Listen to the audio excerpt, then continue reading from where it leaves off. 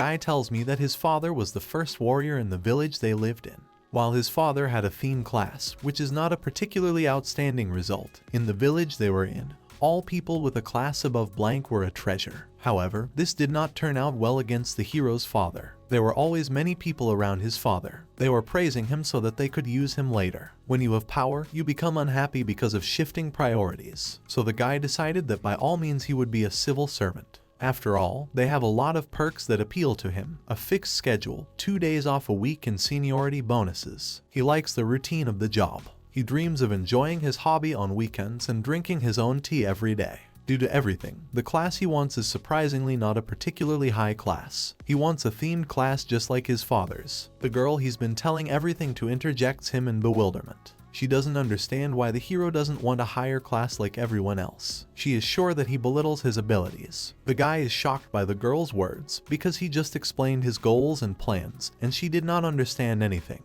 The girl continues to insist that this is an important test, affecting further employment. She says that even an unassuming person like him can dream of a magical class. The hero listened to everything she said and asks about the girl's own plans. She proudly declares that her goal is a legendary class, which is why she has enrolled in Berhard Brave University. The guy is fascinated by the girl's goal of trying to become like the legendary class. The legendary class is mining mithril to conquer dragons. For a class like the themed class, such work is too taxing. The girl goes on to say that she has worked hard for today. She interned with a batch of adventurers and gained valuable experience rescuing children not favored by fate, and more. The hero interjects in surprise about saving children, to which the girl answers him in the affirmative. She tells him that she opened a first-class confectionery, where unique sweets are given away as souvenirs. The guy is shocked and is not sure that she is alright. The girl, in turn, not knowing what her interlocutor is thinking, continues to tell him that she only lacks class. If she could get a good class, her job search would be peaceful. The girl says her name is Myria Cruel. The boy introduces himself as Orgo Soctal. After a while, Myria says that she forgot to ask the hero about his name, as Orgo smacks of a village name.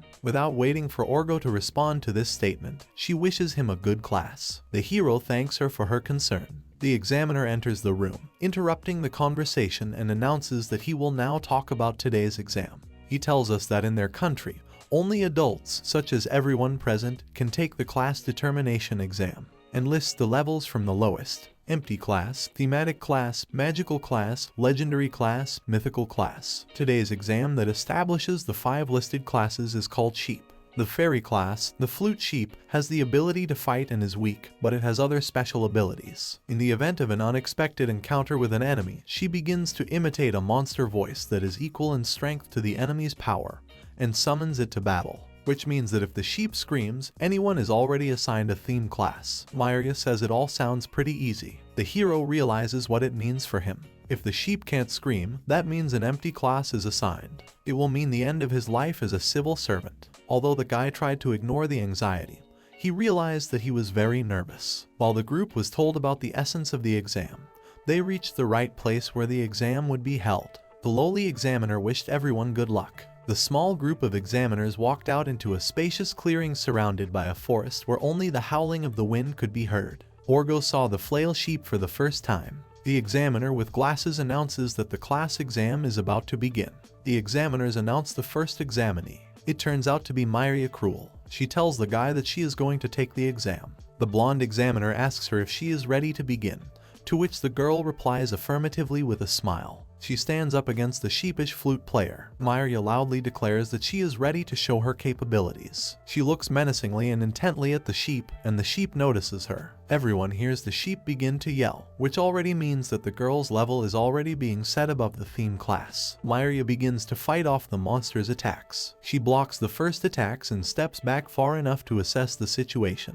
Her enemy turns out to be a fairy class monster, King of Boars, Goa Goa Goa. Cruel figures that her abilities can immediately be categorized as legendary class. She begins to attack the monster and runs at it with a battle cry. Myria attacks the Boar King with a martial art. After the boar is distracted, the girl starts using magic abilities. The examiners are impressed with Myria's fighting technique. She makes a good impression when she uses magic techniques. Meanwhile, the fight continues and Goa Goa finds himself angered by the girl's attacks and begins to bear down on her. While the Boar King, blinded by anger, runs at the girl, she strikes with a magic technique. Everyone is shocked at how the fight goes. The examiners are surprised that the girl has mastered the multiple area technique at such a young age. The girl is confident that she is performing the best possible result. No one will do better today. The fight is rapidly coming to an end. MANHWA begins to swing for one last decisive blow. The Boar King lets out a death cry and collapses. Everyone is impressed by what they have seen.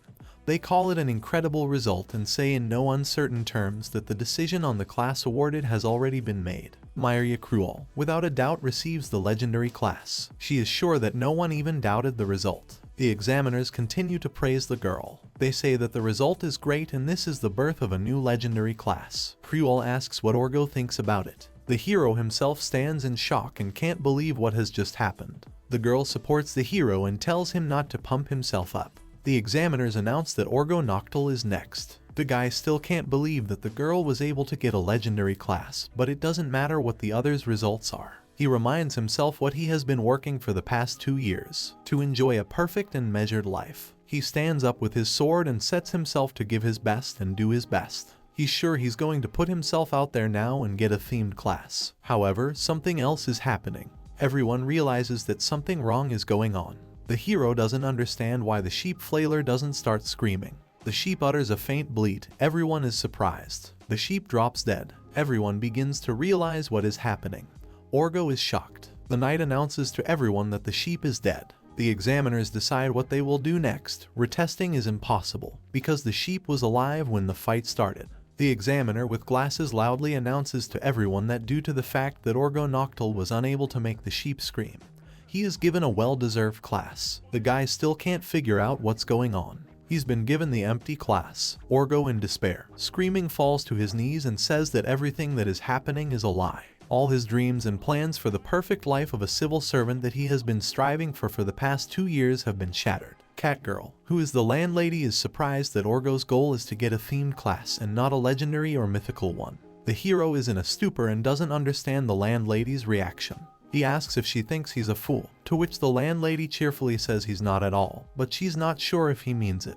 He asks her if she thinks the themed class is funny, and she asks him to start his explanation from the beginning. She asks him why he started living in Inariso and studying at Burgard Breve University from today, to which Orgo replies that it's to graduate from a reasonably successful university and become a civil servant. The cat girl is in complete shock listening to him with her mouth open. She turns away from him and begins to mumble frantically and quietly. She thinks that the subject class becoming a civil servant is a problem for her wonderful plan. Orgo doesn't hear what the landlady is muttering and asks if he can go up to his room to unpack. However, he is interrupted. It dawns on her and she turns to him loudly clarifying whether he wants to become a civil servant. The hero doesn't realize what she's getting at. The landlady runs away and starts frantically searching for something. She is sure that what she is looking for was definitely there somewhere. She finds what she is looking for and asks Orgo admiringly to look at the object she has found. He looks at the object in bewilderment and the realization of what he is being shown reaches him. What the landlady was looking for is a medal engraved with the crest of a dragon's helmet. She says that this medal symbolizes belonging to a nation and is the badge of a public servant. Orgo kneels down in admiration and drops his forehead to the floor. Then what is happening reaches him and a question arises. He raises his head and asks her about the fact that a housewife is not a civil servant. He asks if she was a civil servant and if she quit that job. The housewife, stammering, replies that she is retired and indignantly shouts at him that he is a fool. Civil servants get a pension too. Orgo tries to justify himself. The landlady, smiling, offers to teach the hero a beautiful themed class before the exam. Orgo thanks her, but doesn't understand why she chose it. She compares it to a song and offers to do it later, certain that the hero just has to do it. The landlady loudly and vociferously declares that to become a civil servant one must study a lot and study again, piling the table with textbooks. Noctil is in a state of shock. He asks if all this is exactly what he needs for the exam, and is assured that it is. The boy takes the first book from the pile and opens it. After a while he turns to her and shouts that he doesn't understand anything and asks what it is, to which the landlady replies that it's all elementary. It's the dream of every civil servant to figure it out on his own. Orgo turns to the cat girl again and shouts to her that nothing in the book is clear. He is told that there are many different spells, some of them ancient and some even from other worlds. If he doesn't want to suffer, he should just give up his position as a civil servant. When he turns around the next time, he shoutingly asks about the strange voice that is issuing from the book he is reading. The landlady sarcastically replies that it is definitely not a book of forbidden spells. Orgo is shocked and shouts out what such a dangerous thing is doing here. For a long time he turned back to her many times for clarification. Another time they practiced outside among the trees. The landlady happily continues to teach Orgo. This time she shows him an exercise called movement. The hero angrily yells at her, "Is it really that important?" To which the landlady, laughing, replies in the affirmative. Orgo finds her laughter appalling. He asks her if she wants to have a duel. Catgirl cryptically says they're going to play tonight. The landlady, twirling a key on her index finger, tells him that the hero must take the key to his room from her. Orgo, in surprise, yells that he should have put the key in his pocket. Catgirl, in good spirits, explains to the guy that if he catches her while she is running away, he will win. Otherwise, he will be forced to spend the night on the street. The hero shouts in shock that he wasn't going to live in such horrible conditions, having rented a room from the landlady. She yells back in shock that this is why ambitious civil servants don't complain. Orgo, gritting his teeth, was sure he couldn't say anything against this statement. So he vigorously shouted to the housewife that he was clear and he would quickly catch her to become a civil servant. She ominously replied to him that the fact that he had so much energy in him was a good thing. Suddenly, one housewife has turned into 5 identical housewives. She tells him that maybe he'll be a good worker. The hero stares at the housekeeper clones in a stupor. They taunt him by telling him to mean that they won't give up on him so easily. She confuses him as to where the real one is and where the clone is. One of the housekeepers tells him not to listen to her clones. The next moment, all the clones, along with the real housekeeper, go berserk. The guy stands there in shock watching the cat girls fly away quickly. The shock quickly fades and he realizes that he can't hesitate right now. He is sure that he wants to and can become a civil servant. He trains hard to achieve his goal, carrying a bunch of monsters up the mountain, studying hard and reading books and doing movement exercises. Despite the fact that he tries very hard, he doesn't always do well. Sometimes the pile of monsters threatens to crush the guy, the books are not always clear to him, and the housekeepers run away from him at the speed of light. One day the housekeeper loses to Orgo. He catches her and takes his room key. He knows why he needed all that exercise and thanks her for the training and knowledge he has gained. The housekeeper points out that she can't teach him anything else. All he has to do is wait for the exam. Orgo bows to the cat girl, thanking her for everything. At the end, he decides to call her master. The master tells him not to relax and to try not to make mistakes on the test. The guy is elated, shouting to her that he understood her. He is sure that he is close to his dream because he has undergone special hellish training. The housekeeper excitedly grabs her chopsticks and yells at Orgo. Who cares that he got an empty class? The guy sits in silence with his mouth open. He didn't expect to hear something like that at all. Catgirl pats him on the shoulder and says she meant something else. She says, smiling, that he's had a hard time and she's sad. The guy asks her if she's not happy, to which the housekeeper becomes hysterical and starts yelling that she's confused herself. There are 2 cups of hot tea on the table. The housekeeper asks how he got an empty classroom. Orgo remembers how it was. He tells how he stood in front of the sheep when it died unexpectedly. In the end, he couldn't get her to scream and so he was given a level 0. Catgirl, looking away a little, begins to tell him that screaming sheep are constantly stressed and therefore vulnerable, so it was probably abused in the exam. And thinking to herself that it is necessary to be patient just a little longer. As she continues to narrate, she says that whatever the circumstances, the fact that the class the hero got is still empty. Orgo is saddened and again sure that he is still far from his dream of becoming a civil servant. The housekeeper also talks about the limited number of hiring slots for the empty class. She tells him that he is destined to return to his parents' home and work in the fields. The housekeeper continued to describe Orgo's future fate until he shouted, interrupting her, that there was no way this was going to happen. The hero begins to frantically think of what he should do now after receiving a 0 grade.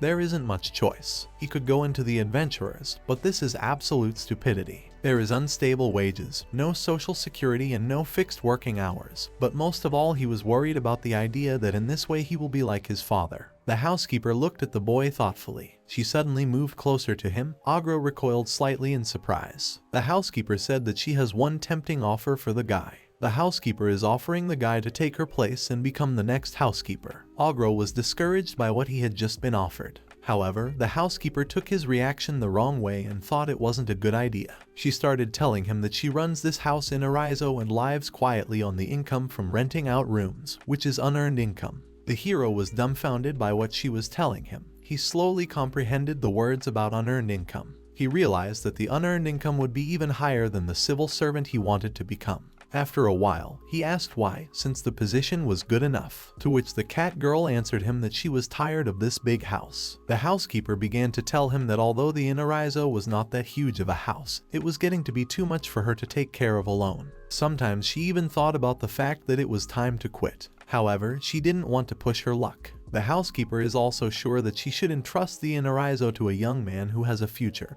and the strength to look after the house. She asks Orso why he should not become that young man. The boy happily says that he will be the next housekeeper in her place. He is sure that this is the beginning of a measured life with an easy income. As Orso excitedly imagines his future life as a housemate, Cat Girl laughs behind his back that this is exactly how she wanted it to happen. She recalls that before she took the job of housekeeper, she had another job. First of all, she needed to hand over control. Meanwhile, at the exam site, the examiner with glasses asks Myria if the sheep is still here, because it's not very pleasant to look at something like that. To which the girl begins to ponder and speak her thoughts to the examiner. She thinks that the exams have abused the fact that screaming sheep are stressful. The examiner doesn't really like what she said and asks if it's really what Myria thinks. Thinking back on what happened, the girl thinks that Orgo committed the murder, albeit unknowingly, so the sheep didn't die from overwork. However, she interrupts her thoughts and stops to think that it is all fiction. Suddenly, the examiner with glasses says that he felt the sheep just twitch. The girl looks at him in bewilderment. However, the next moment the sheep does start twitching. Both are very surprised and don't understand how something like that could be possible. Myria does not know what is going on, but stands in front of the examiner to protect him in case of anything. Something happened that neither of them expected to hear. The sheep screamed very hard. She screamed so loudly that the examiner could not stand it and fell to the ground. Myria miraculously remained conscious. She noticed that she was alone and can't believe it was the sheep that caused this. Then she decides that since the sheep screamed, it was a different creature. She has never heard such a scream before. Turning around, she notices a horrible creature. It is 10 times bigger than Myria and looks incredibly evil. The girl realizes that the creature in front of her is none other than a dragon. She is terrified. Myria remembers that there are legends about dragons, but she never thought she would see one in person. She had once had the chance to meet a monster of legendary class, but it was nothing compared to what is in front of her now. The dragon is huge, terrible, and is already beginning to destroy the castle. Myria is sure that at this rate, it won't be long before the building is completely destroyed. Being terrified, the girl does not move at all. She realizes that in front of her is a creature of mythical class. The creature swiftly approached her and opened its maw. There is not much left before there is nothing left of the girl. Suddenly the former landlady appears. She realizes that her apprentice, Orgo, has also summoned something insane. The dragon begins to gather strength to attack, as suddenly the cat girl tells Myria to come back, calling her baby girl. Myria interjects in misunderstanding. The next moment, the dragon lets out a thunderous roar and nearly swallows the poor girl. The cat girl turns around and, calling the dragon a noisy lizard, begins to swing for a powerful punch. There was a very powerful and loud one that made the dragon lean back. Myria was almost blown away by the gusts of wind that came from the force of that blow. She was in true shock at what had just happened before her eyes. Myria stood stunned at how easily this stranger had knocked out the dragon herself. When asked by Myria who she was, the cat girl told her that she was normally a housewife. With just one finger touching Myria, she realizes that she is most likely the legendary class in front of her. In the next moment, the housekeeper's face becomes very intimidating. Intimidating the girl, she tells her to forget everything she saw here or else she will curse Myria to the last generation. The intimidated girl, almost crying, says that she understood everything. And then the cat girl, as if nothing had happened, leaves and suggests that Myria go to the Inariso and have lunch there. When the danger is over and Myria is alone again, she can breathe freely. She realizes that she has just seen a mythical monster of the highest rank, and the girl who was able to defeat such a monster with just one blow. She wonders who this cat girl really is, and what Inariso dinner she was telling her about. The graduates of Bernhard Brave University can be divided into 2 groups. The winners, those who will have no trouble finding a job after passing the test perfectly. The second group are the losers. This group consists of people who failed the test, and subsequently these people become the dregs of society. Orgo Soctal with full determination places himself in the first group, the group of winners. This is because he has become the master of the Inariso. However, if one belongs to the group of winners, it still means you can dive into a dark dungeon, because even Amatsu fights monsters at the risk of his life. A character in a robe with a glass of wine tells you that this is why he believes that he is the only true winner. After all, it is all about the fact that he will be able to comfortably spend day after day earning non-labor income. However, the house that was given to him is completely dilapidated. He says that cracks are constantly appearing on the walls, and at night his body is freezing because of the draft. The floor falls through, the roof leaks, and insects crawl everywhere. Orgo is sure it's because of the low rent. The hotel is located on a hillside away from the university. Also, the building is already old, so even though the rent is outrageously low, no one wants to come here. Without people, there's no money, so the house can't be restored, which in turn means no new tenants. So it's a vicious circle. The former landlady, the cat girl, has gone somewhere, leaving Inariso Orgo behind. She says she's going on a trip, and while she's away it begins to dawn on Orgo that it's not at all like unearned income. The hero was so engrossed in his thoughts that he didn't hear someone approach him from behind until he was wished a good morning. It was Tesca. He was surprised she was awake so early, to which Tesca, yawning, replies that someone outside was making noise, waking her up. The guy apologizes to her for the extraneous noise that disturbed her. She wonders from him if anything happened. Orgo enthusiastically begins to tell her that starting today, Inariso will see an increase in the number of residents. The witch replied skeptically that this shabby house was unlikely to get any new guests. Orgo continued to talk about how nice it would be if new people came. Tesca needs new acquaintances. She answers him uncertainly. Finally, Inariso asks if something happened in Tesca's room, as she was in no hurry to leave. The witch remembers that the light bulb in the hallway doesn't work, so something must be done about it. She is assured that everything will be done by evening. Tesca, having received the answer, says that she is going to bed. She is very sleepy and replies to Orgo that she is not feeling well. She is a day wizard. They are wizards whose peak power is in the afternoon. However, they are drowsy in the morning due to low blood pressure, so they only have a tenth of their own strength at their disposal. Orgo thinks it's all fiction, so he has no intention of letting her go. He asks the sorceress if she's okay, since she still needs to go to class. Tesca turns to him and says more cheerfully that maybe if the master feeds her, she'll feel better. Master doesn't mind if it helps the sorceress. Tesca remembers that there's really nothing she can do about it. She suggests to the master that they go to bed together, because it will make her feel even better. The master yells at her not to make fun of adults, and the enchantress reminds him that they attend the same university. She, showing off her melons, tells the landlord she's thrilled with him. Orgo is unimpressed, turns away from Tesca and tells her to get some breakfast and go to bed next. Walking through Inariso, Orgo ponders what he should do next, when suddenly he hears a scream.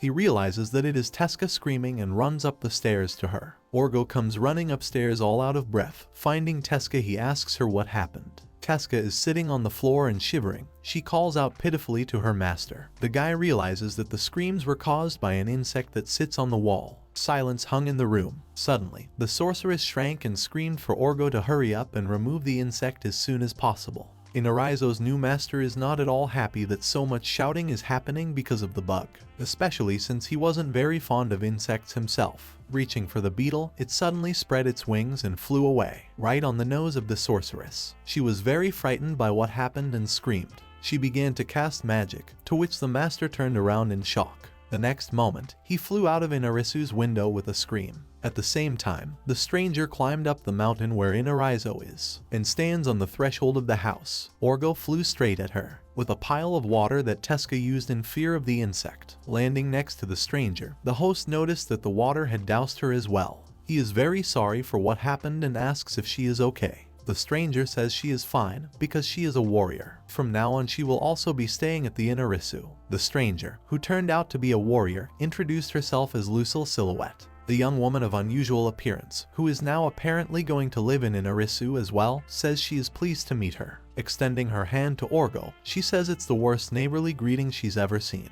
The next moment, Tesca, still in the house, asks if everything is okay with the host. Lucille is shocked at her mistake. Orgo, encouraged by the new resident Inariso, loudly greets the girl and tells her how long they've been waiting for her. Lucille Silhouette visited the open campus of Bernhard Breve University last summer to take an exam. She was looking for the admissions office, and noticing the crowd, she thought she could find out where to go there. A little girl ran up to her, asking if she was going to participate in the competition. Lucille said she was looking for the admissions office. She was pointed in the direction she needed to go with her finger. The warrior was about to move on after thanking her for her help, but something made her stop and speak to the girl again. The girl was very embarrassed, but said that she was all alone here and didn't know anyone, so she would be happy to walk with her. The warrior indifferently replied that she didn't care. The girl introduced herself as Shiro. She said she was a fist fighter. After introducing themselves to each other, they traveled onward. Together they attended a lecture where they talked about water magic. They rode a horse. They visited a greenhouse where there were various poisonous and even toothy plants. Eventually, they both got hungry and went to grab a bite to eat at a cafe.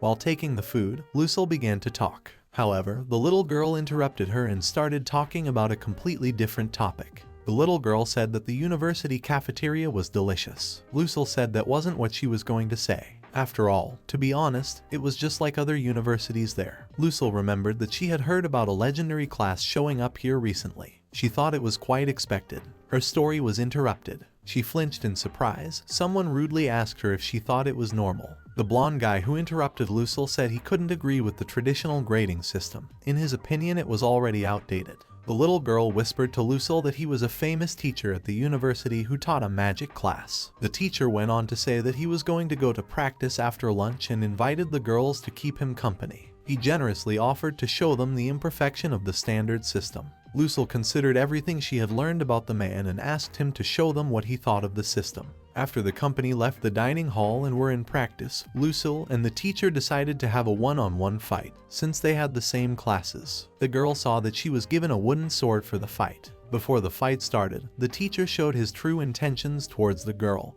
and specifically called her a draconid. He decided to test the girl's true skills. He told her that she could hit however she wanted. The next moment, she did a lunge forward with the wooden sword that she was given before the fight started. The instructor did not expect such a swift attack at all. The swords crackled as they clashed. It was a powerful strike. The teacher began to criticize Lucille's fighting style. He said that she lacked technique, and the next time she lunged, he began to tell her that draconians used the power of the dragon's incredible strength. Turning to Lucille, he told her that she could not become a warrior if she relied only on that strength. Lucille overheard what the man was saying and politely replied that she was not arrogant, even being a draconid. She swiftly threw a series of blows, telling him that because she had dragon blood in her, she was serious about getting the legendary class. She landed crushing blows time after time. She was stronger and more noble than anyone. The instructor fought back a series of swift blows in shock. She used her dragon blood, for it was proof of her warrior affiliation with the proud Silhouette family. Eventually, under the pressure of so many lunges and blows from the draconid, the teacher couldn't take it anymore and fell. The victory was Lucille's. Raising his hands in defeat, he said that he recognized his loss. The crowd watching the fight suddenly shouted. Everyone was surprised to see a student defeat a teacher. Some asked each other who this girl was. The little girl told Lucille that she was very cool. The next moment, the losing teacher caught up with the girls and shouted to Lucille that their school was always happy to welcome outstanding students like her, that it was all just unbelievable, the way she defeated him without leaving a chance. He had told her that the magic class was not so easy to deal with, which meant that Lucille was one step closer to her goal. However, despite everything that had happened, Lucille Silhouette's heart never wavered. The little girl with sparks in her eyes is genuinely trying to support the Draconian, because it's so great. Her new acquaintance got a magic class. She asks Lucille to ignore what others say, because she has already achieved very high results. However, Lucille was saddened by her result. She did her best to become a legend, taking it as seriously as possible. However, despite everything, the magic class turned out to be her limit. She had put so much effort into it, but it was all in vain. She began to think about going to university, as suddenly a huge shadow appeared behind her. She turned around and saw a huge caterpillar-like monster with many eyes and sharp teeth. Lucille realized that she had never encountered this monster before. The girl didn't think there was anyone else near them. Most likely the monster in front of her had come down from the mountain, or maybe it was just lost. She prepared to fight the monster, because leaving it alive was pointless in any case. However, the fight was not what Lucille expected. It was stronger than the warrior. The monster let out a loud roar, while the girl, completely exhausted, fell to the ground leaning only on her weapon. She realized that during the entire time of their battle, the monster had not even a scratch on it. It was amazing what such a monster was doing so close to the city. In the next moment, the monster pounced on the warrior again, but she no longer had the strength to fight it. Her hands couldn't hold the weapon, and it fell out of her weakened hands. Her whole life flew before her eyes. Lucille's silhouette was sure that this was her end. Suddenly, a warrior appeared out of nowhere and pulled her out of the monster's clutches. Tired, she didn't remember how he dealt with the monster. The girl was on the verge between sleeping and being conscious. She remembers a guy running up to her asking if she was okay. He gave her something to drink to make her feel better after the fight. Before she finally passed out, she got a gentle taste that didn't taste like a potion, and the guy's voice saying he was going to take her to the medical center. He's glad he didn't go to Inariso right away. The awakening was sudden for Lucille. Just now she was about to say goodbye to life, and now she was lying on a soft bed alive and well. As she sat up in bed, she looked around and heard a voice asking her how she was feeling. She realized that that voice that she had heard in the last few seconds of being conscious had not been her imagination. Someone who lived in Inariso had saved her life. And now, Lucille, a whole year after the incident, is standing in front of Inariso. She doesn't know the name of the man who saved her, nor his face, but she is determined to thank him for saving her. Suddenly, someone falls on top of her with a scream. Orgo notices an interesting witch in the warrior's hands and asks her if it is the intercession of a vision. Lucille is surprised at what is happening. The girl lifts the said item to demonstrate it better. She's glad the landlord paid attention to her shield. Usually everyone only pays attention to her unusual appearance or the sword that she carries. Orgo says he's seen something like this before. He really likes rare things, so he always notices them. Suddenly he remembers that he hasn't introduced himself to his guest yet. Orgo gives his name and welcomes the warrior back to Inariso. Lucille notices that one greeting was quite enough. Suddenly, the girl wonders what class the landlord is. The homeowner, flinching, answers the warrior through gritted teeth that his class is empty. The girl looks at the guy disappointed. She thought she had found the man that saved her. However, the man with an empty class. There is no way he could be the man she is looking for. Orgo yells out to her that he too is disappointed that his skills were rated so low. Ending such an awkward topic. The girl says she understands. However, since the guy in front of her is the owner of the house she came to, he should show the guest her new room. The guy blames his forgetfulness on the girl, and then decides to put Lucille in the 19th room. On the way to the room, he asks her if she plans to go to Bernard Brave University, to which the girl answers very briefly and ambiguously. Not expecting to hear such an answer, Orgo turns around in surprise at the girl following him. He is very curious as to why she decided to choose Inariso specifically. There are many other places in the area that are much better organized. Their living conditions are much better. Even the location of those places is much closer to the university. And the location of Inariso is on a mountain.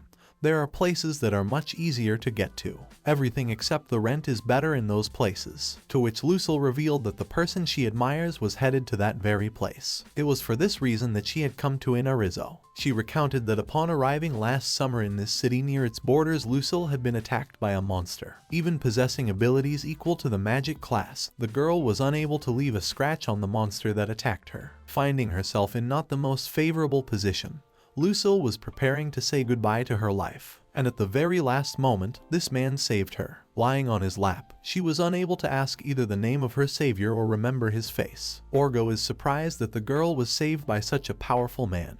He assumes his class must be no lower than legendary. However, Lucille's question about his class now made more sense to him. Reflecting on what he just heard from the girl, he realizes that the class of the person the warrior is looking for is even above the legendary class. After all, this is a person who easily killed a monster that even the magic class couldn't stand against. Having finished his reflections, he decides to share his conclusions with Lucille. He tells her that, being a landlord for the second year, he can't remember anyone similar to the man she described as a guest at their house. He notices that the girl is suddenly saddened by what she has heard. Upset she can't answer anything sensible. Seeing how downcast Lucille is, Orgo tries to think of what else he can do to help the girl find the mysterious guy. He tells her that there was another landlord before he became a landlord 2 years ago. Maybe she knows the man she's looking for. Once she gets back, he promises to ask her if the person she is looking for and has stayed with them ever, she will definitely know it. While they were talking, Orgo led the girl to the 102nd room.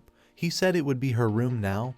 He is sure she will like it. However, when he opened the door to demonstrate the room, but it was in a terrible state. Absolutely everything in the room was flooded with water from floor to ceiling. On top of that, the room was missing all the furniture, it was empty. Standing behind Orgo, Lucille could see only after a few moments what had shocked the landlord. Hearing the girl, Orgo promptly turned around and began to convince her that things had been completely different here before. Running off down the hallway, the landlord began to call for Tesca, but knowing the habits of the sorceress, he knew that she was most likely sleeping sweetly again, unaware of the situation he was in because of her. Lucille assumed that the room was in this state because of the incident that had happened earlier in the afternoon. The landlord hurriedly apologized to his guest and promised that he would soon make things right. The next moment, the two of them heard a ringing sound. The girl assumed it was the striking of a bell, while Orgo began to visibly panic at the crushing sounds. He explained that the sound was coming from the backyard and signaled the monsters that had appeared there. Lucille clarifies if the rare magic item that the sound is coming from is a rare magic item. The landlord asks his guest to wait a bit, as exterminating these monsters is his responsibility, to which Lucille offers to get rid of the monsters instead. Orgo doesn't understand why she would suggest this, to which the warrior explains that she would like the landlord to get to work fixing up her room as soon as possible. She believes that the state her room is in could soon become a problem. Besides that, she is sure that she could easily handle the monsters that could be overcome by the empty class that the landlord is. Saddened by her words, he agrees with her. They each go about their business. Explaining to the warrior how to get to the place where the monsters usually appear, he wishes Lucille good luck. After a little thought, he realizes that the monsters on the slope are really quite weak, so decides that there's nothing to worry about. Having decided this, Orgo sets about cleaning Lucille's room. Meanwhile, Lucille herself ran to a place that she was told is the place where monsters usually appear. After a while, she realizes that defeating the monsters really was unexpectedly easy. The girl is sure that if a year ago she had had the skills she has now, she would have been able to deal with the monster she almost died fighting against. Frustrated, Lucille sits on the stone rubble among the fallen trees and cries, not fully understanding the reason for her tears. She calls herself a sissy, her thoughts returning again to the mysterious stranger who saved her. She remembers again that she does not know his face or name. However, after some time, she still needs to go back to Inariso. Suddenly, a strong wind picked up in the place where she was. It whistled among the stone debris lying in the clearing. Lucille remembered that the place the landlord had sent her to was a public bath, despite what Orgo had called the place. The girl was sure that the place was creepy and could not be called a public bath. Suddenly, a voice appeared out of nowhere and started talking about a ringing sound that reminded of the world he was once loved in. The voice went on to say that being in a horrible, boring void. Lucille listened to everything the voice was saying and got into a fighting stance, not knowing what to expect and ready to engage at any moment. As suddenly there was a clicking sound and finally the girl realized what was speaking to her. Her body stiffened with terror. Meanwhile, the huge toothy monster kept talking about how it liked what people created and how despite that it hated them at the same time. Finally, Lucille could see the whole picture. A huge dark dragon of incredibly large size was coming out of the portal right in front of her. It was intimidating and very powerful. Lucille's silhouette froze in horror as she looked at him. The dragon continued to say something and reasoned how insignificant humans were, just like the little girl in front of him. With every blow Lucille threw at him, with every breath and every raising of her sword, the dragon told her each time to give up, for she would not stand this battle against him. Her breathing was hitching, and she herself was barely on her feet anymore. He mocked her in the effort she was putting into the battle. Sweat dripped from her forehead. She was at the end of her strength. Yet despite this, she stood before us, still holding her sword in front of her, ready to fight. The dragon asked Lucille ominously if she was afraid. Her hands trembled with fear, but despite that, she still stood, ready to strike. The dragon was a little impressed with her stamina. He admitted that he had expected less. However, that was exactly what human nature was like. He began to tell her how he had been sealed for a long time, how finally his wish had come true and he was able to return back to this world to fulfill his destiny. For centuries, dragons existed to be guardians of treasure, but this dragon had never been able to find something worth protecting. 2,000 years ago, there was a dragon that fell into slumber for 2 millennia. When he awoke from his long sleep, he was amazed to find a completely different world before his eyes. Most of all, the dragon was impressed by human civilization. For some time he was in admiration, because humans had created something beautiful. But the dragon had an unbearable thirst for destruction. At first the dragon regretted what he had done, but even so, after several thousand years, he finally found what he so badly desired. He realized that the treasure worthy of his protection was peace. Lucille, standing in front of the black dragon and listening to what he told her, was in shock.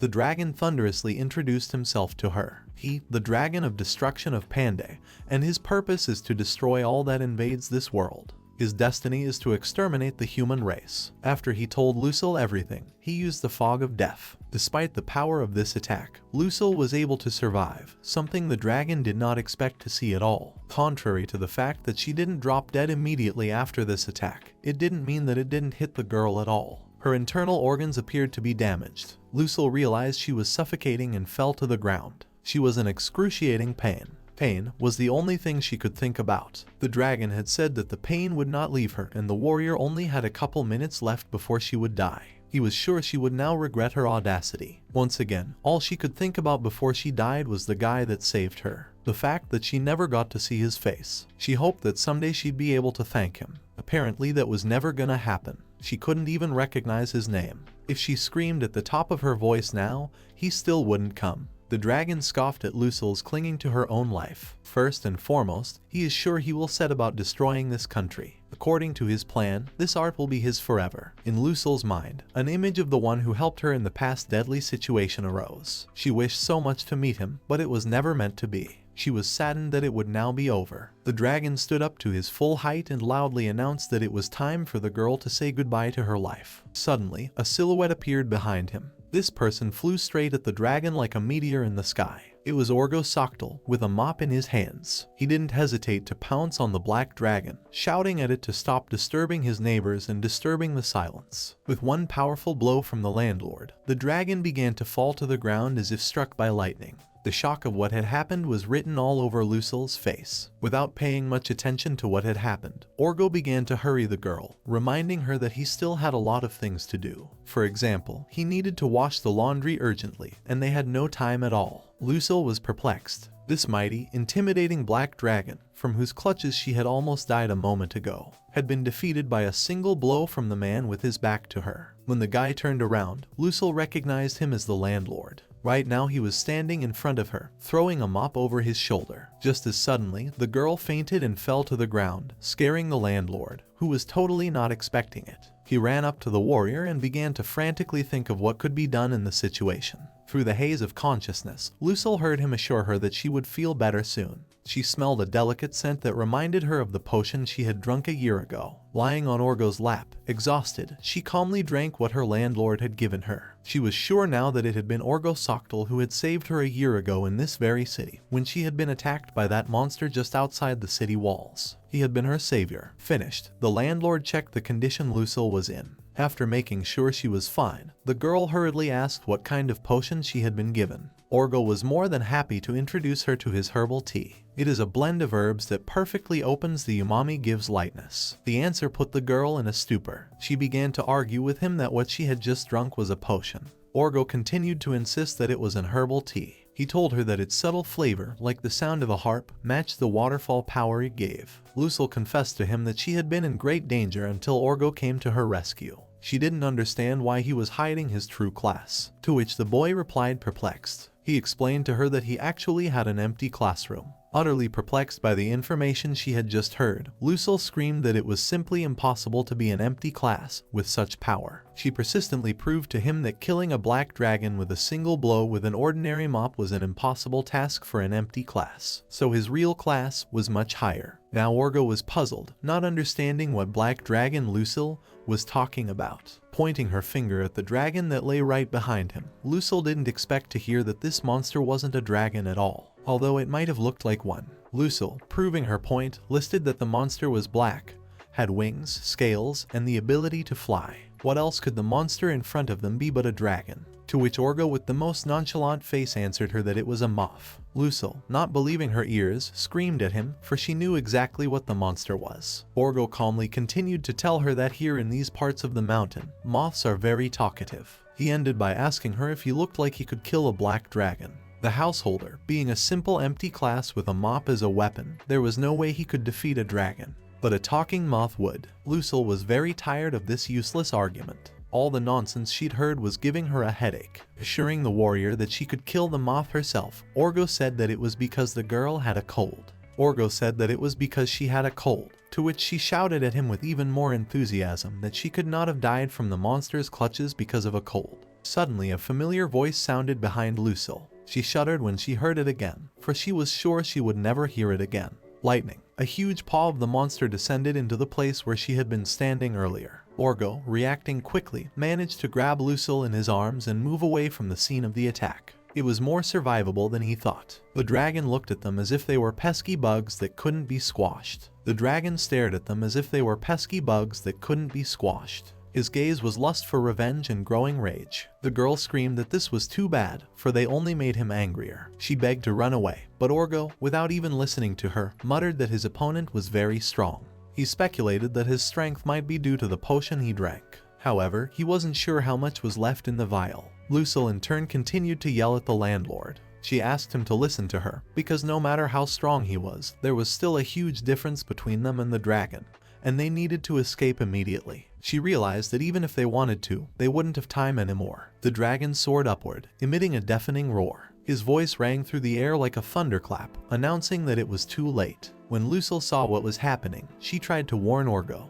but he was already in a fighting stance. His gaze was focused and his body tensed. He was ready to take the blow. The girl was shocked. She realized that Orgo had decided to end it all with one punch. It seemed insane. The dragon, noticing his opponent's determination, mockingly stated that such a bug could not defeat a dragon. However, he was not destined to finish his sentence. Orgo was already delivering a powerful blow. There was a sense of determination in his every move. He was annoyed that his opponent would not admit defeat. The monster howled in rage, refusing to surrender. The fight continued, turning into a true battle of wills. When Orgo finished his series of blows, he looked up. Lucille couldn't believe her eyes. Everything that was happening seemed unbelievable. The dragon, meanwhile, spread its wings and rose into the air. Mana sat in a dense veil around it, suddenly becoming denser in a spherical sphere in the monster's paws. The dragon spread its wings and rose into the air. Dense mana gathered around him, condensing into a ball in his paws. The air shook as the dense fog enveloped everything around it. Even Orgo and the draconid were confused by what they saw. On the verge of defeat, the monster had gained new strength. It declared that they would not be able to stop it. Orgo remained unfazed. He only called it foul play. With a battle cry, the landlord rushed into battle. The monster directed the mist straight at Orgo. The dragon was sure that it was definitely over now. However, when the fog cleared, everyone saw that the hero was not hurt at all. Not a single scratch was left on his body. This amazed everyone. The monster didn't understand how he had survived, who the man even was. Orgo knew how his opponent felt, but he said something no one expected to hear. He started talking about how weak he was, the fact that he still didn't want to admit how weak he was. The day he got his grade, he walked all the way home in tears, and yet, he's glad he was able to find a mentor who was able to recognize him for who he is. And now Orgo would decide for himself. The dragon roared that such a pathetic little human could not handle it, and rushed into battle once more. The moment the dragon's jaws were seconds away from swallowing Orgo, the hero used Panday's powerful attack. A beam of light pierced through the dragon, tearing through the air, dying. The dragon couldn't understand how someone like the landlord could defeat him. It was beyond his comprehension. The householder finished the battle with the dragon. Lucille cried out in shock. Did he really have a mythical class? But she couldn't finish because she was interrupted. She felt a terrifying aura that pressed her with its presence. She turned around to see who the sensation was coming from.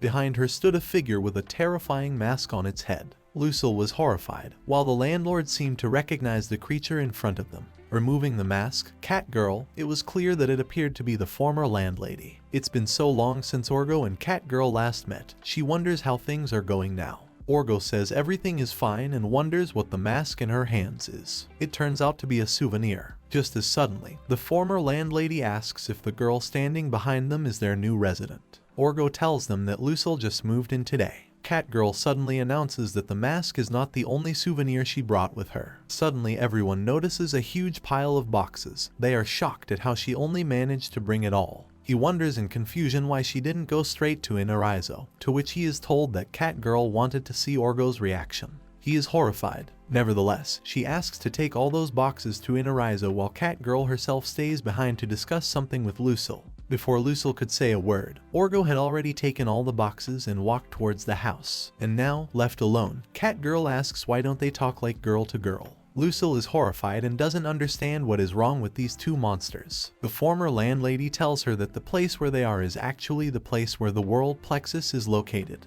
The name of this place is the End. Lucille listens intently. Unfortunately, it is impossible to say for sure where exactly they are. There are always various evil things appearing in the neighborhood. Such is the case with this place. The girl does not understand what it all means. About 2,000 years ago, there once lived an evil sorcerer who reached mythical heights thanks to his madness. The sorcerer himself was not a threat. The problem was the temple that was erected on the land. The temple allowed the sorcerer to perform a terrible ritual, the interference with the worldview. Lucille mumbled the name of the ritual in confusion, trying to realize how horrible the sorcerer's act was. In the end, the sorcerer was able to access countless parallel worlds and then made this Earth the end point for them all. The unexpected information that Lucille learned shocked her. Did parallel worlds really exist? She was trying to figure it out when suddenly the former landlady decided to ask her if she knew about Gracolius, the god of doubt. Lucille had heard stories about him before. Gracolius, the god of doubt, an invisible god alien to nature itself. A devastated land where many atrocities took place. A time when men forgot their own faith. Something was born out of nothing.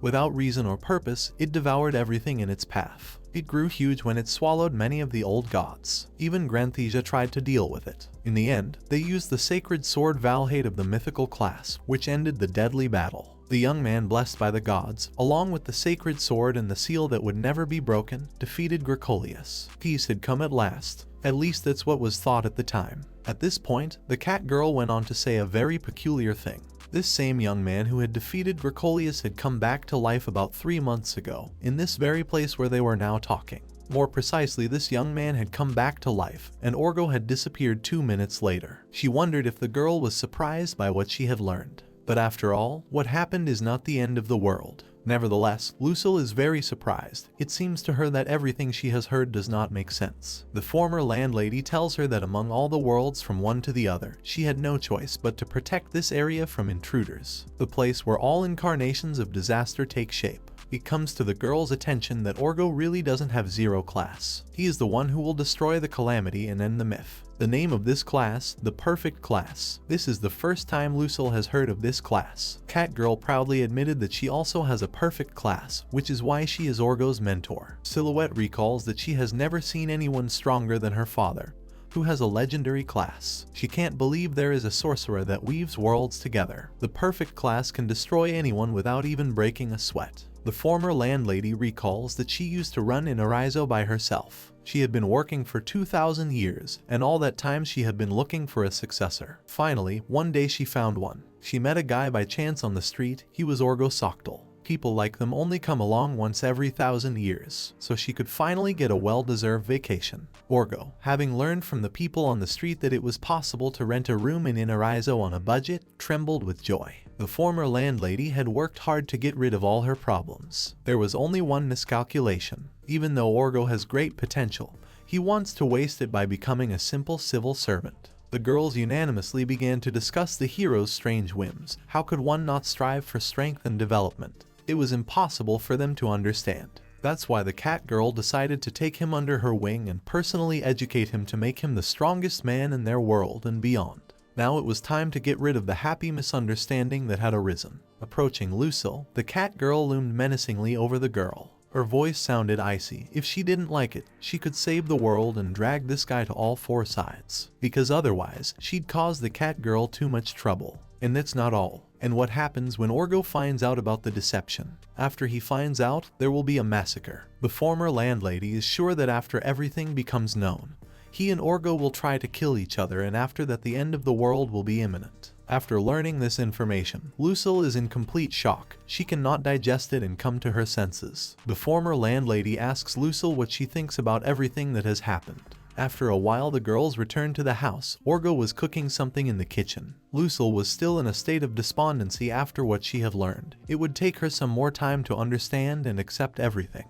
The former landlady smells a very good odor and asks what it smells like. Orgo tells her that he hasn't had lunch yet. He asks if the former landlady will have lunch with them, to which she instantly responds positively. Orgo has prepared a pretty large portion of fried tofu, so there's enough for everyone. Knowing that the former landlady likes donated tofu, he cooked just that, to which the cat girl was pleasantly surprised. He asked to wait for a bit before he did something himself and served Lucille some tea before he left. Lucille thanked the hero twice, to which Orgo, not realizing what he was being thanked for, clarified. All he heard in response was an apology. However, they were interrupted by the dragon's delivery service. Lucille at this time remembered that the hero had saved the day again, and this was the third time Soctal had saved her life. After checking the contents of the dragon's service, Orgo realizes they are packages in Lucille's name and calls out to her. After carrying the boxes of belongings to the room, Orgo showed Lucille that the room was now cleaned and ready for her. She thanked the landlord profusely. After all, he had helped her with everything she needed. To which Orgo brushed it off. It wasn't hard for him at all, especially since he had nothing to do anyway.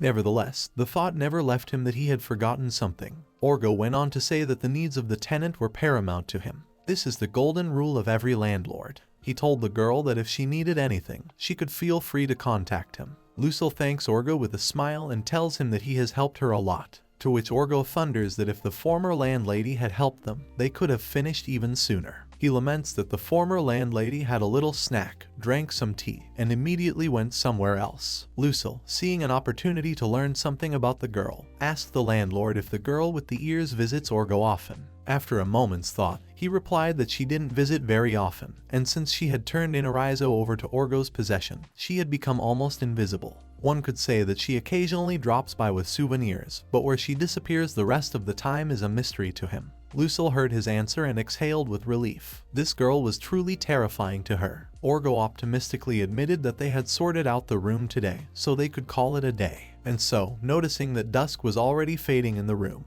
he slowly reached for the lamp to light it as the morning reminder from Tesca suddenly came to mind. He grudgingly remembered the promise made hastily. The promise to replace the burned-out bulb in the hallway before evening cast a shadow over the entire house. At the same instant, the silence was pierced by a sharp, dry rumble, as if the house itself had shuddered with an inward thud. Lucille shuddered. Her heart skipped for a moment, and anxiously she tried to realize what had happened, feeling panic rising in her chest. But at the same second, the landlord snapped out of his seat and ran toward the source of the sound, knowing with frightening clarity that he was the cause of this ominous moment. At the turn of the stairs, he found Tesca lying on the floor in a strange silence, as if reality itself had frozen. Orgo rushed to her, lashing out in incoherent apologies and accusations to himself, unable to believe what he was seeing. Lying on the cold steps, Tesca looked up and calmly spoke words that held no cry or complaint. There was coldness and truth in those words. Deceiver. And that word, as simple as the striking of a bell, was not just a reproach to Orgo, but a verdict. He thought back to that hot day when they had first been introduced. Tesca Noridalta, a third-year student at Bernhard University. And now, in reality, she called herself a naive girl who could be fooled by any passerby with minimal charisma. Orgo stood beside her, muttering apologies and trying not to make eye contact, because the shame had already reached its maximum level and threatened to go into a phase of self-destruction. The company of three was moving through the city. Tesca continued to snicker. She claimed that she understood that he was simply dizzy with a new woman, and in that case it was no wonder that old promises were flying out of his head. Orgo demanded an explanation as to why she was throwing around words that were more ambiguous than it warranted. Lucille assumed from the conversation that Tesca was Orgo's ex-girlfriend, to which Orgo started yelling at Tesca that she was starting to be believed. To which Tesca decided to continue her joke and introduced herself to Lucille as Orgo's ex-wife. To which the guy started screaming that everything said was a blatant slander and lies. Lucille, as if struck by lightning. In front of her stands the ex-wife of the landlord, seeing how Tesca's words affect his new acquaintance. He shouted at her not to give in to Tesca's provocations and not to believe her. Suddenly Tesca approached Lucille from behind and asked her if she was wearing a corset, for she found her stance suspiciously slender. Lucille did not expect a touch on her belly and flinched. Orgo stood there puzzled, wondering what scene was unfolding before his eyes, when suddenly he heard someone calling behind him. This person turned out to be a good-natured old woman named Milka. Orgo politely asked how her legs were feeling. She replied that they were much better, thanks to the healing tea he had given her. Orgo was pleased and promised to bring more. The old woman thanked him for his kindness and held out something as a token of her appreciation. Accepting the offering, Orgo looked into his palms and saw the aburage, his favorite treat. But no sooner had he enjoyed the moment than he heard someone calling his name again. Immediately other townspeople began to approach him. One thanked him for fixing the roof, another asked how things were going with the shop, a third handed him a basket of fruit. In no time at all, a noisy crowd formed around Orgo, full of smiles, warm words, and small gifts. Lucille, watching from the sidelines, was surprised to note that the landlord seemed to have quite extensive connections. Tesca crossed her arms and said, with the look of a great wise mentor, that it couldn't be otherwise. Orgo snorted, noticing that the sorceress spoke as if it were her own merit. He had already accumulated so many gifts in his hands that he himself was beginning to resemble a traveling merchant after a successful festival. In the next moment, the company heard a hoarse scream coming from the other end of the street. There were a pair of bandits. One, shorter, wore an eye patch and glared at everyone as if looking for an excuse to start a fight. The other, taller and broader, shone his bald head like a polished helmet. On his shoulder rested a twisted rug with a pile of swords sticking out of it, as if they'd just gone through the forge and grabbed everything they could get their hands on. Baldy bellowed so loud that even the air shuddered. He demanded that everyone get out of the way, and threatened to do something that would hurt no one. Orgo's company stared at the bandits in shock, wondering if they had met the robbers. Lucille was already ready to engage. After all, being a warrior, she always carried a weapon with her. She reached for her gear, but at that moment she realized that crime was not uncommon in this area. She was interrupted, however, asking her to hold her things. Lucille stared at the bags and pouches in her hands in bewilderment. As soon as she looked away, she heard Orgo already rushing towards the robbers. She knew his strength well, but his eagerness to act reminded her of her conversation with her former landlady. She started yelling, trying to stop Orgo, but he was already rushing toward the bandits, certain that it was impossible to slow down in such situations. She tried to convey to him that she needed to intervene as well. Then it occurred to her that it would be even more prudent to call the guards. At that moment it came to her that the bandits, despite their formidable appearance, were just ordinary people with no powers whatsoever. While Lucille stood in a daze with her mouth open, Tesca decided it was her time to act. Being a mage, she focused on the fountain that was nearby and began to control its waters. A stream of water flowed out of the fountain like an obedient harness and followed every movement of her hands. Orgo at this point was already standing in front of the bandits with his bare hands, loudly urging them to stop. He took up a fighting stance, ready for a fight. The bandits shouted a threat and rushed toward him, but suddenly the expressions of rage and anger on their faces changed to terror. They turned around and started running away screaming. The landlord turned around, hearing a voice behind him, and saw all the water from the fountain rise into the air and turn into a powerful elemental, obeying Tesca's movements. It rushed forward like a roaring weapon bearing straight at the bandits. Lucille watched with her mouth open in growing horror. She turned to the sorceress with obvious indignation, pointing out the implications. It was clear from her reaction that in her eyes Tesca was clearly overreacting. In addition to the bandits, the torrent of water had once again fallen upon the landlord, who now for the second time that day found himself completely drenched by magic. When Orgo returned to the house, having already dried off, he replaced the light bulb in the hallway. Tesca teased the landlord again, hinting that at least now she wouldn't have an excuse to make a bump. Orgo, with his usual embarrassment, apologized again, clearly hoping that this was the last trouble for the day. With her head held high, Tesca, deciding she was done for the day, left. Lucille asked her where she was going, since it was late and dark outside. However, it was Orgo, not the sorceress, who answered her. He shared with the girl that the sorceress has a night temperament. This means that every day she goes to temper her magic at about the same time every day. One can only be magically tempered at night. At this time, concentration increases and magical power is at its maximum. To summarize, Tesca has this peculiarity because of her low pressure. Lastly, Tesca asked Orgo not to confuse her with Styliagi, obviously alluding to Lucille. She took it with indignation, considering such a comparison rude and unworthy. Tesca cast a cold glance at Lucille, full of hidden meaning. Lucille didn't understand what she meant, but she felt the air between them become perceptibly cooler for a moment. Noticing a strange object on the floor, Lucille recognized it as a bell, the same one used to announce the appearance of monsters in the vicinity. At this time, Tesca was already at the river where she usually tempered her magic. Concentrating, she held the water in the shape of a ball that floated above her head, obediently following every movement of her hands. Suddenly everything snapped, and the water came crashing down right on top of her with a loud splash. The girl was once again drenched from head to toe and frustratedly tried to understand why her magic was always failing her at the worst possible moment. Today she had been rude to the landlord, and the new neighbor had been a mess from the start. She couldn't understand why she could never say what she really felt and thought. As she sat under the tree, she hoped the landlord wouldn't hate her anyway. She tried to think that she had found her true home in this place. In the morning, standing at the border of the yard with her packed belongings, she felt sleepy and sleep-deprived, with huge bags under her eyes. The landlord stood there, confused and unsure of what to say, for apparently Tesca was about to leave the house. The man, looking over the documents the student had brought, inquired as to her confidence in her chosen place of residence. The documents indicated that she planned to reside in Inariso for the duration of her studies. The man did not find it possible to recommend this place despite its low rent. The building in Inariso was extremely old and had hardly been renovated. In addition, the distance to the university from there was considerable. The student made it clear that it didn't matter to her. That student turned out to be Tesca. Her argument in favor of Inariso was that she was going to use the place exclusively for sleeping.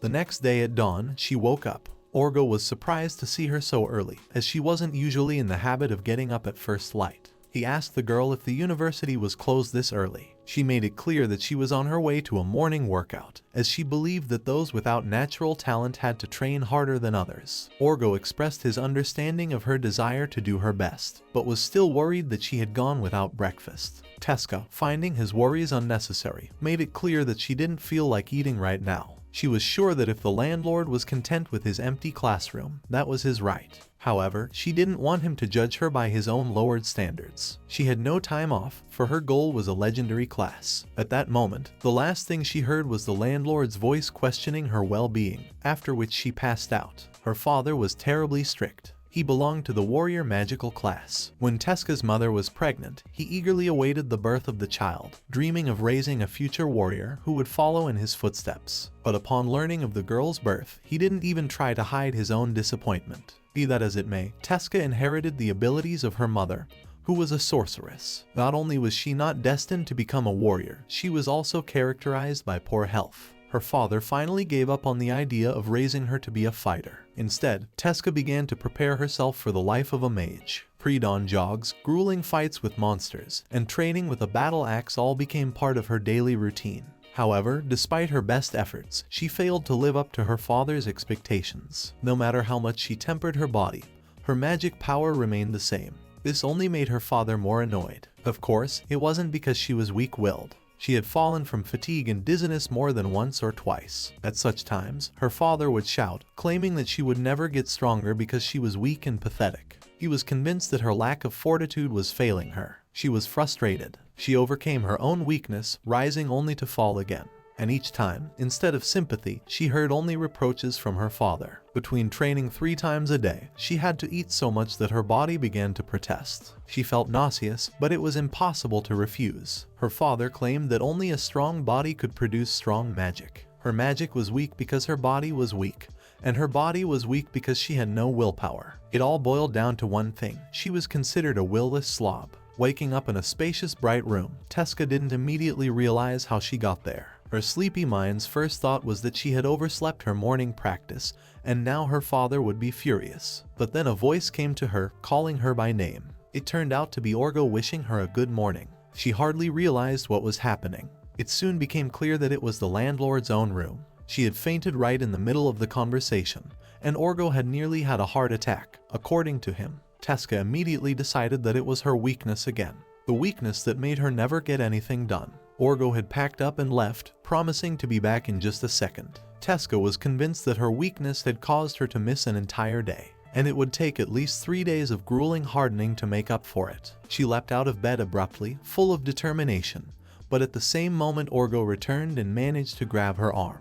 He warned her against overexerting herself, reminding her that in such a state she might pass out again. The mage thanked him earnestly for his concern, but reminded herself that she was still worthless. Suddenly, Orgo moved closer and grabbed Tesca's face, beginning to stare intently into her eyes. She froze, not realizing what was happening. He explained that her blood pressure had dropped. Tesca looked up in surprise, not immediately realizing what he was talking about. But he confirmed that, in her condition, dizziness in the morning was not surprising. Tesca tried to argue that it was just her weakness of spirit. Orgo, however, was convinced otherwise. He believed that she was not weak in spirit, but that her body was not ready for this kind of exertion. It was as if her whole world had been turned upside down for a moment. If this was truly innate and not a result of her character, then it wasn't her fault. But the thought only made her feel worse. In her perception, it was like a curse. It was better to be caused by personal weakness, for at least it could be fought. The realization jerked her. Terrified, she tried to realize she was never destined to reach the legendary class. Orgo seemed puzzled by this reaction. He hastened to explain that he didn't mean that at all. The main thing was not to overdo it. After all, any training should be approached wisely. He reminded that when you feel weak, you should not overexert yourself. And when, on the contrary, the body feels good, you should catch the moment. Right now, in his opinion, she had already had enough rest, so everything was fine. He suggested she do a magical exercise involving light. Tesca had already started to gather her strength to create a small blob of magic on one finger, but was interrupted.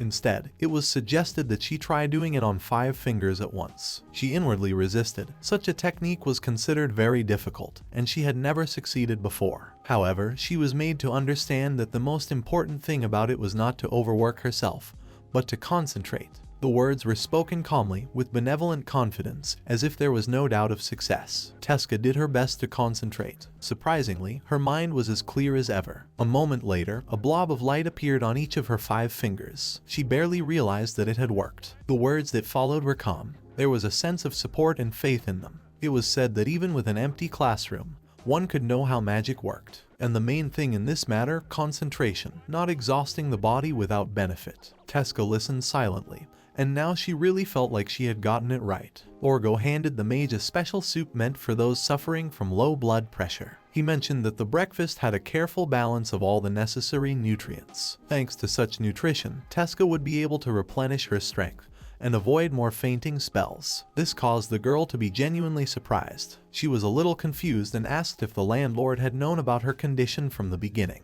This was followed by an explanation that she simply looked as if she had had a particularly rough morning. Tesca expressed her gratitude for her concern and began to eat. At some point she realized that she was tasting something like this for the first time. With the first sip, she felt warm inside. It wasn't just mustard soup. The warmth that filled her had a completely different origin. It could be called kindness. It seemed to have been prepared especially for her, taking into account all her peculiarities and condition. Orgo watched her, asking if the girl liked the soup. After that day, her life changed. When she felt sick in the mornings, she no longer rushed to take care of things right away. First, she would drink a cup of coffee to cheer herself up. The girl decided to move her morning workouts to a different time. Now they were held in the afternoon, after classes at the university. She felt like everything she had struggled with before was just a bad dream. Now she was able to handle the more difficult spells. So 3 years of her university life passed, and the day of the final exam came. Tesca walked outside when she heard a call from the back. It was Orgo, wondering why she was up so early. When he heard that today was the final exam, he wished her to take it easy, to give it her best, and reminded her that he believed in her and thought she was strong. They exchanged a gesture of support. According to the results of the final exam, in both the practical and theoretical parts, Tesca was given a magic grade. This she had achieved through her original language and abbreviated spells. Still, she hadn't achieved her original goal, the legendary class. She was sure that her father would despise her for that. However, it didn't matter anymore. The landlord was loudly expressing his joy for her, offering to celebrate and preparing to cook her favorite dish, meat. It was through this genuine joy that Tesca realized that enough was enough.